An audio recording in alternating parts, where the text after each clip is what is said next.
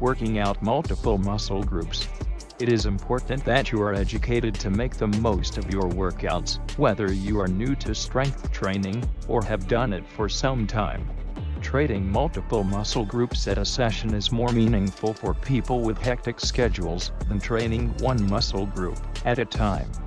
One of the most common questions for people when they begin strength training is which muscle groups work together and how often they train each other. Exercising opposing muscle groups is one of the most popular ways in which lift weights can be lifted. Training against muscle groups is one of the most popular ways of lifting weights, and is definitely a preferred lift and weight everywhere.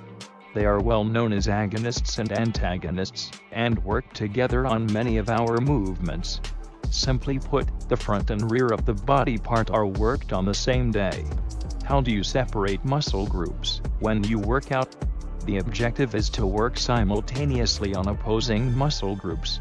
And since you need 48 hours rest to work the muscle, it's advisable to take another part of your body the next day. You can recover your muscle groups. Why do you have to split a 5-day?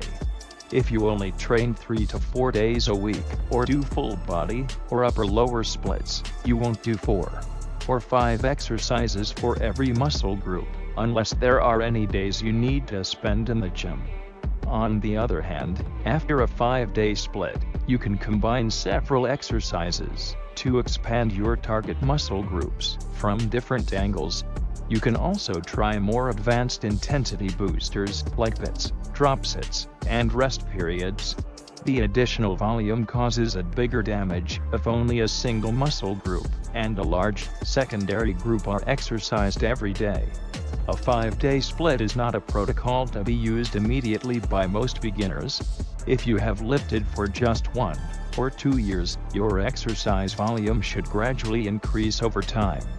Workouts focused on beginners will be your best bet. Due to the late-coming muscular soreness and the prolonged recovery from higher muscular training, what you train and recover must be strategic. It is not a good idea to train chest, for instance, on the first day, shoulders on the second, and triceps on the third day. These are all muscle groups that push each one to the same muscles, namely the top pecs, front delts, and triceps. The purpose of allocating additional recovery time and limiting how hard you can work is to be done over consecutive days. You want the same care in planning your pulling exercises. For every movement, many popular split training sessions call 3 sets of 10 reps. Yes, it's an option that works. Another well-proven way, however, you will be able to see in the following workouts is to challenge yourself at the start of your training with lighter sets. Biceps. It's in the upper front of the arm. Biceps help the motion of the shoulder and elbow joints to be controlled. For the lift on the elbow, the biceps are important to move the arms on the shoulder, sideways and forward. This muscle essentially helps bend or curl the arm to the body. Triceps. In the upper back of the arm, the triceps are muscles. These muscles help the shoulder joint to be stabilized and the elbow joint to become straighter. The triceps are used for basketball, shooting, and for finer movements, such as writing, drawing, and even shooting. Deltoids. The deltoids, also called delts, are muscles of the shoulder. This muscle group participates in all the lifting movements on the side of the body. They support the transport of items and help keep items from moving.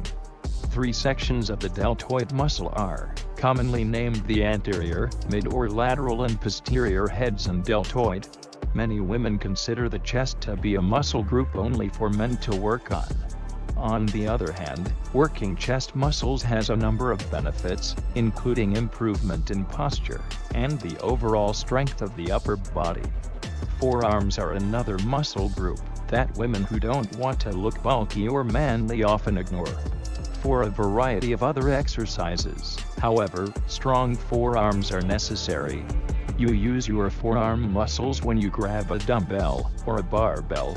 If your forearms are weak, you will fight to support heavier weights and stifle all your gym advances.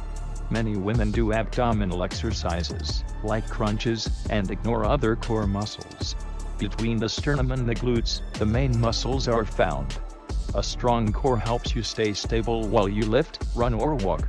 Of course, no single size training frequency is always functioning equally well for all of us. However, the vast majority of research, and the experience of drug-free bodybuilders and athletes in the real world show that training a muscle group results better than once a week.